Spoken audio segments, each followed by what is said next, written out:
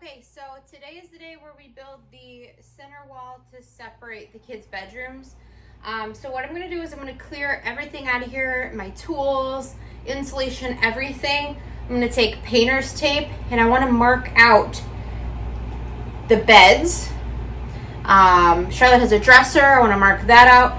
I wanna have everything taped off so I have a good eye for where that center wall should go so that she has enough room to play and be in her room, but also that Carson has enough room for the same reasons, but also so that he can walk around his bed. Because remember, he has a twin bed and she has a toddler bed, so completely different sizes.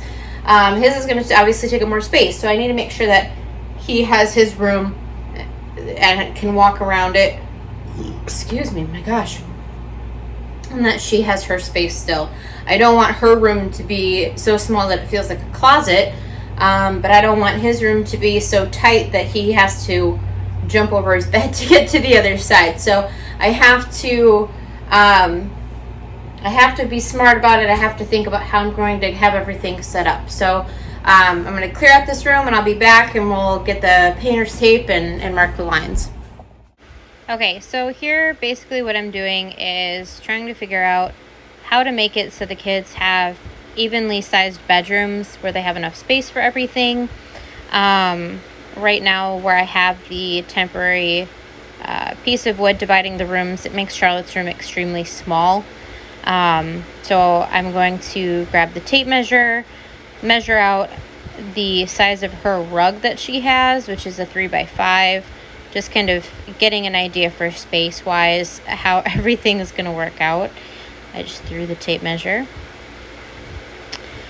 But yeah, basically everything is extremely small where it's set up right now. What I end up doing, though, is I move the center wall a little bit over towards Carson's room more. His room will still be 10 inches wider than hers, but that'll be okay. It'll be enough space for both of them. That 10 inches gives Carson the space to be able to walk around his bed, and it'll be, more aesthetically pleasing to look at. Okay, so I'm doing a voiceover for this little clip here just to kind of edit what I was saying. So where I'm putting up that center wall, it does not connect to any of the studs on that exterior wall. So I have to place 2 new studs in there in order to have something for the drywall to connect to. What I end up doing, and you won't see it here, is basically I'm making like a 3-sided box, right? I'm not putting on that 4th side.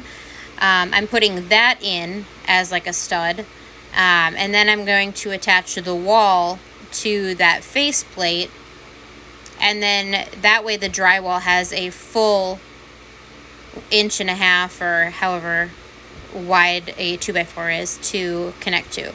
My dad, so what you're seeing now is how I originally did it. My dad said I needed more of a surface for the drywall to stick to, so I had to go back and change that around a little bit, which it wasn't too hard to do, but yeah, you need a full 2x4 for that drywall to stick to for the best application. All right, so to prep the wall, you need to measure and cut the pieces needed for the height of the ceiling that you're working with. Again, -3 inches for that header and footer. Once that's all set, you can start screwing everything in. Again, 16 inches on center when you're building a wall. The hole in my pants has gotten increasingly bigger. I have all my boards cut though, all my studs. So now it's just getting them attached to the header and footer, and we can stand it up. So I'm gonna get these Amazon boxes out of the way, and we can start building our wall.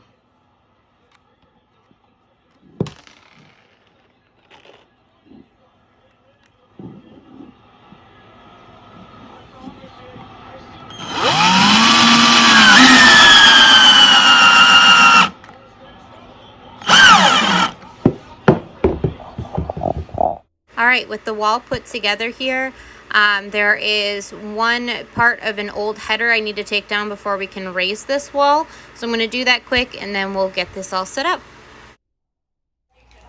Okay, no, I'm not wearing safety glasses. Should I be? Absolutely. So do not copy what I'm doing. Make sure you're wearing safety glasses. But basically, these bolts are funky. I don't have a head that will work on them, so I'm trying to use my framing hammer to rip the board out of the ceiling, and it's really not working that well. But I'm going to keep chipping away at it and see what happens here. So I think I'm going to try to cut it. Yep. Grab my Sawzall.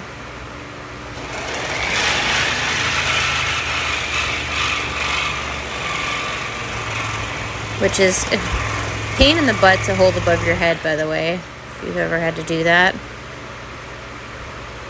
Obviously that didn't work. Alright, so grabbing the framing hammer again. And let's put all our weight into it and see what happens.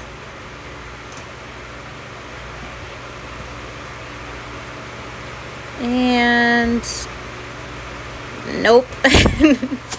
So this is what it looks like. It's like a weird little Batman symbol bolt. And lo and behold, I was on my basically last nerve here trying to get this out. I found a flathead bit that actually fit in there and was able to pull it out. It was a pain, but it worked.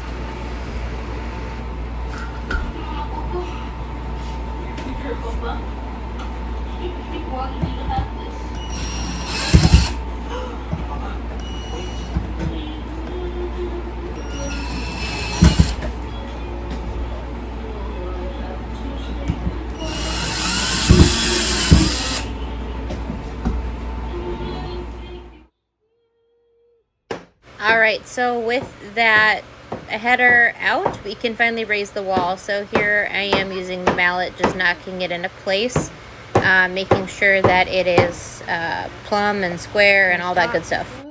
Go. Go. Do it. Yeah. Squeeze it harder, honey. You gotta like squeeze. Good job. Keep doing that.